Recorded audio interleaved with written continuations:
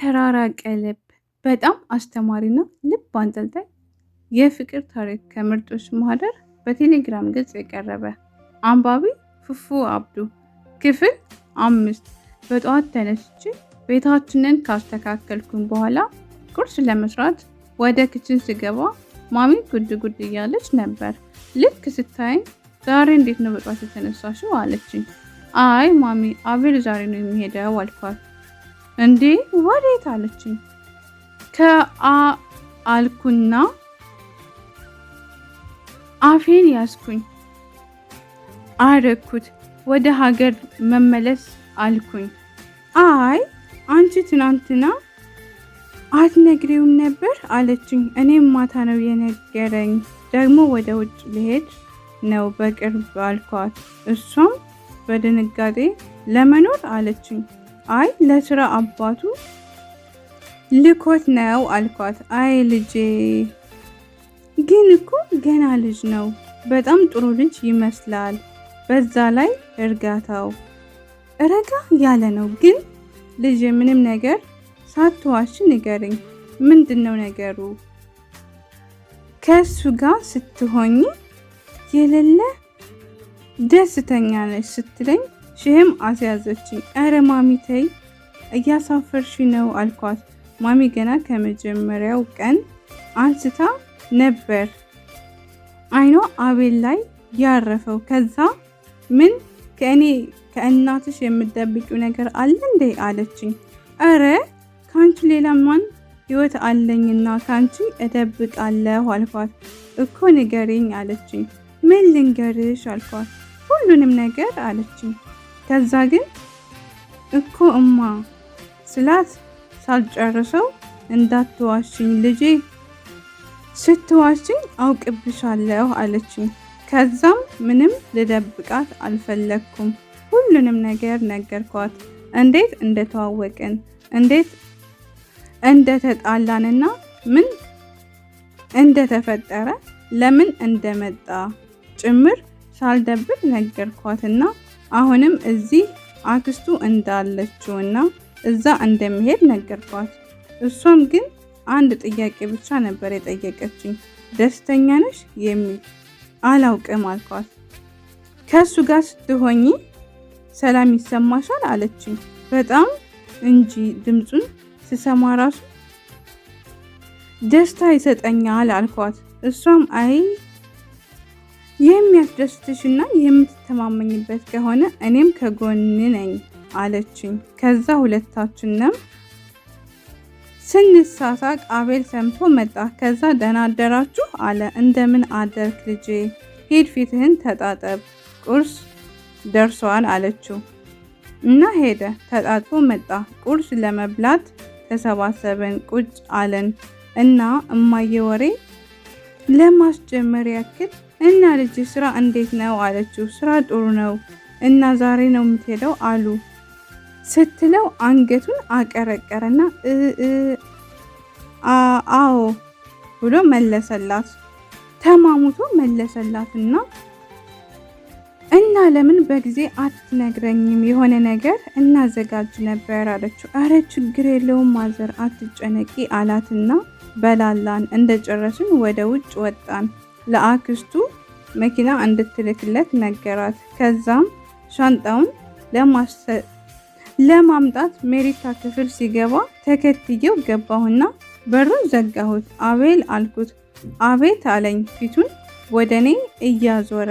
ባለፈው አንድ ነገር ልነግርህ ነበር አልኩት። ምን አለኝ። ምንም እንደማያውቅ ሰው። እንደውም ባለፈው የተጣላን ሰሞን አልኩት። ይቅርታ ግን አላስታወስኩም ሲለኝ የሌለ አበሳጨኝ።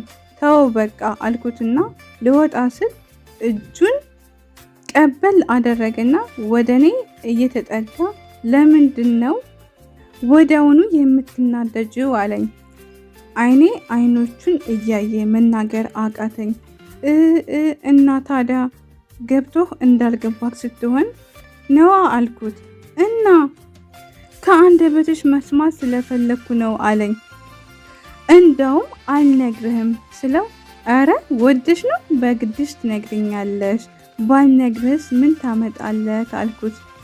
እጮሃለሁ አለኝ። ወንድ ስለው ልጩህ ሲለኝ አፉን ያዝኩት። አበድክ ስለው አዎ አሁን ሳይሆን ገና አንቺን ያየው ቀን አለኝ።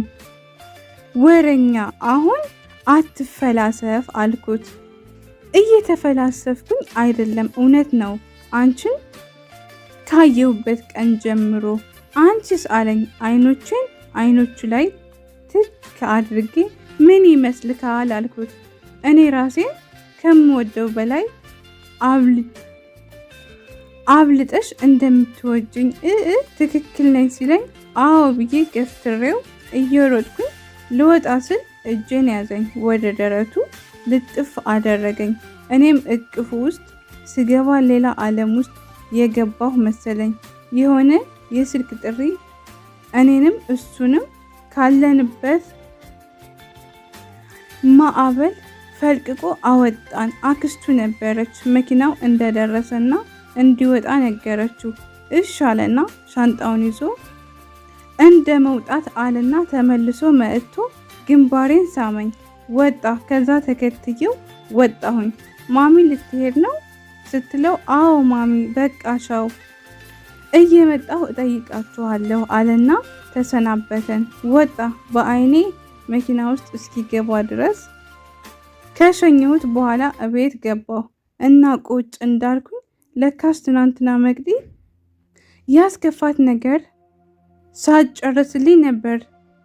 ስደውል ስልክ አንስቼ ድጋሚ ትዝ አለኝ። ስልኬን አንስቼ ስደውል ተይዟን ይለኛል። በቃ ሲገባላት አይታ ትደውላለች አልኩና ስልኩን ቁጭ አደረኩት።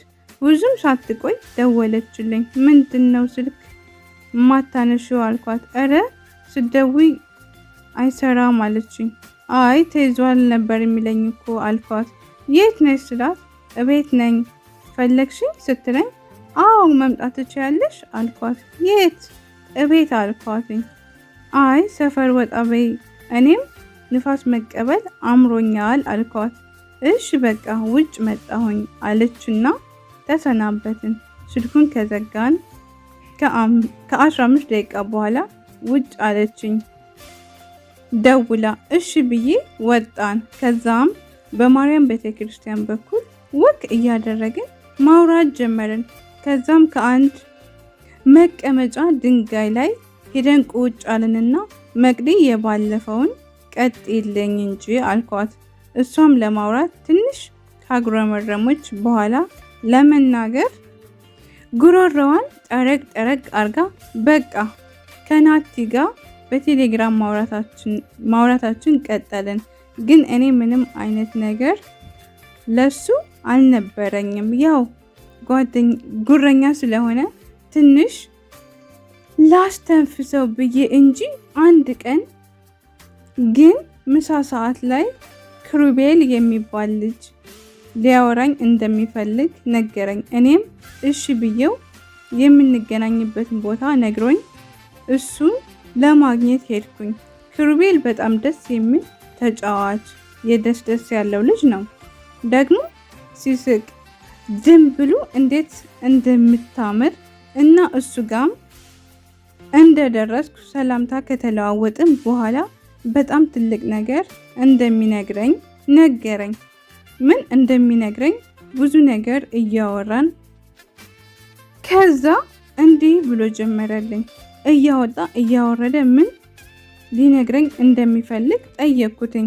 እሱም እንግዲህ በሚል ጀመረ። ብዙ የፍቅር ጥያቄዎች ደርሰውሽ ይሆናል፣ ብዙ ሰዎችም ተዋውቀሽ ይሆናል። ግን አንድ የሚወድሽ ሰው በጣም ከልቡ የሚያፈቅርሽ እራሱን እስከ መጥላት የደረሰልሽ ሰው ነው።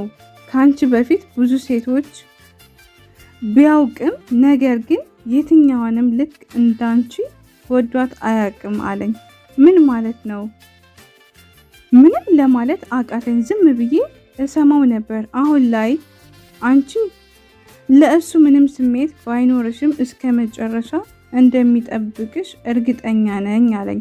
እኔም በመደነቅ ይህንን ያክል ልጁ ማን ቢሆን ነው እንዲህ ስለሱ እርግጠኛ የሆንከው? እርግጠኛ ሆነህ የምታወራው አልኩትና ማን ነው እሱ አልኩት። ከዛ መናገር ያቃተው ይመስል ነበር።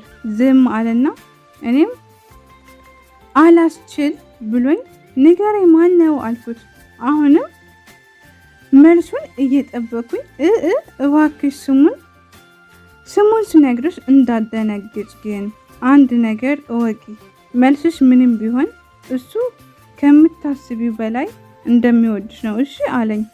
እኔ ትዕግስቱ እያልኩኝ ማን ነው እሱ አልኩት።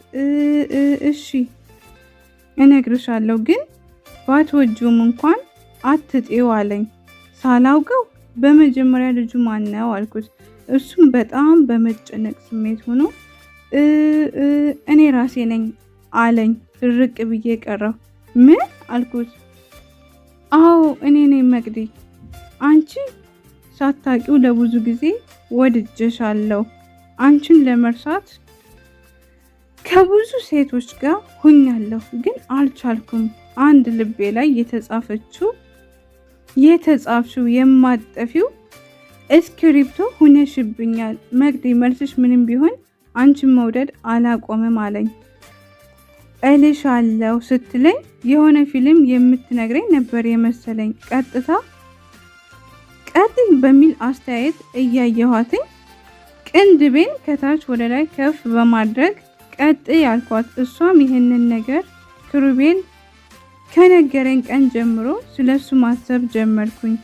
ከዛ ግን ስልኩን ማን እንዳነሳው ባላቅም ቴሌግራም ላይ ሃይ ብሎኝ ላከ። እኔም መልስ ከመመለሴ በፊት ፕሮፋይል ላይ ስለነበርኩኝ የሱ መሆኑን አወቅኩና ከትንሽ ቀን በኋላ እኔም ሃይ ብዬ መለስኩለት። ከዛ ለረጅም ጊዜ ማውራት ጀመርን። ቀስ በቀስ በጣም እወደው ጀመር እና በመሃል ስለኔ እና ስለ ናቲ ማውራት ጀመርን። እኔ እና ናቲ አንድ ላይ እንደሆንን ማውራት ጀመርን። አንድ ቀን ግን ክፍል ውስጥ ያለ መደባችን ትዕዛዝ እንጫወት ብለን ናቲ እኔን እንዲስመኝ ትዕዛዝ ተሰጠው። ከዛ ሊስመኝ አለ። ላሳፍረው ስላልፈለኩኝ እሺታዬን አንገቴን በመቀርቀር ገለጽኩለት። ከዛ ልክ ገና ሊስመኝ የክላስ ተማሪዎች በጩኸት ክፍሉን ቅውጥ አደረጉት። ግማሾቹ ፎቶ አነሱና ቴሌግራም ላይ የአመቱ ምርጥ ፍቅረኛሞች ብለው ግሩፕ ላይ በታተኑት ይመስለኛል። ናቲ ጎበዝ እና ቆንጆ ጉረኛ ስለሆነ ይመስለኛል እንዲህ ያካበዱት። ከዛ ግን ወሬው ስለኛ ሆነ። ክሩቤል ይሄንን ሲሰማ እንደ እብድ ነው ያደረገው እና በስልክ ማግኘት አለብኝ አልኩኝና የምነግርበትን ቦታ ነገርኩት። መልሱን ሳይሰጠኝ ዘጋው። አሁን በእኔና በእሱ መሃል አንዳች ነገር እንዳልተፈጠረ እያሰብኩኝ እንገናኝ ካለኝ ቦታ ሄድኩኝ። ሲሄድ ግን ከቦታው ላይ ስደርስ ቦርሳውን ሰጠኝ። ቁሟል እና ትንሽ ከእርሱ 2 እርምጃ ቁሞ ክሩቤል አልኩት። ከዛ ዞር አለና እኔ መሆኔን ሲያውቅ ዙሮ አቀፈኝ። ያለቀሰ ይመስል ነበር። ከዛ ምንድነው ምን ሆነክ ነው አልኩት። ባክሽ መቅድዬ ለትናንትናው ደቂቃ ትንሽ ብለሽ እቀፊኝ አለኝ። እኔም አግኝቼ ነው በሚል አስተቃቀፍ አቀፉት። ከዛ ከትንሽ ደቂቃ በኋላ ግን ትወጅኛለሽ አለኝ። በመደንገጥ ስሜት እጅን ከትከሻው ላይ ቀስ ብዬ አነሳሁት፣ ማንሳት ጀመርኩኝ። ከዛ እንደለቀኩት ሲገባውና ቀና አለ እና ይመለከተኝ ጀመረ። እኔም ለምን ጠየቅከኝ አልኩት። መቅዲ እኔ እንደምወድሽ ከነገርኩሽ ቀን እራሱ ስንት ጊዜ ሆነሽ? እባክሽ እምትወጂኝ ከሆነም ንገሪኝ፣ ቁርጤን አውቄ ለመቀጠል አለኝ። ከዛ ምንም መናገር አቃተኝ። ላወራ ፈልጌ አፌ የሆነ ነገር ያዘኝ። ከዛ በቃ ተውዝ ስለው ተይው ዝምታሽ ነግሮኛል፣ ከአሁን በኋላ አላስቸግርሽም፣ አጠገብሽ አታየኝም ብሎ ጥሎኝ ሄደ። እስኪሄድ ድረስ አንደበቴ አልፈታ አለኝ እና ባለሁበት ጥሎኝ ሄደ ስትለኝ አቤል ደወለ። ከዛ ደርሻለሁ ሊለኝ ነበር የደወለው። ከመቅዲ ጋር ሳወራ አቤልን እርስት አድርጌዋለሁ። ውይ አቤል ይቅርታ፣ ከጓደኛዬ ጋር ሆኜ ረሳሁት፣ ይቅርታ አልኩት። ከዛ አረ ችግር የለውም አትጨነቂ አለኝና ትንሽ ካወራን በኋላ በቃ ቻው እወድሻለሁ ብሎ ሲለኝ እኔ በጣም ስለው መቅዲ ቁንጥጥ አደረገችኝ። በአንገቷ ማን ነው የሚል መልእክት አሳየችኝ። እኔም እሺ በቃ ቻው ብዬ ስልኩን ዘጋሁት። ከዛ መቅዲ ማን ነው ስትለኝ ታሪኩን እየሄድን እነግርሻለሁ፣ ሰዓቱ እየሄደ ነው አልኳት እና ሁሉንም ነገር ነገርኳት። ልክ ሰፈር ስንደርስ ታሪኩን በአጭሩ ስነግራት ዋው ደስ ሲል እና በቃ እናወራለን አለችኝ እና ተሰናበትን፣ ተለያየን። ከዛ እቤት ልክ ስገባ ታዲያስ ፋሚሊዎች የዛሬው ፓርት በዚህ ያበቃል። በቀጣይ ፓርት እስከምንገናኝ ድረስ ቸር ሰንብቱልኝ። ባይ ባይ።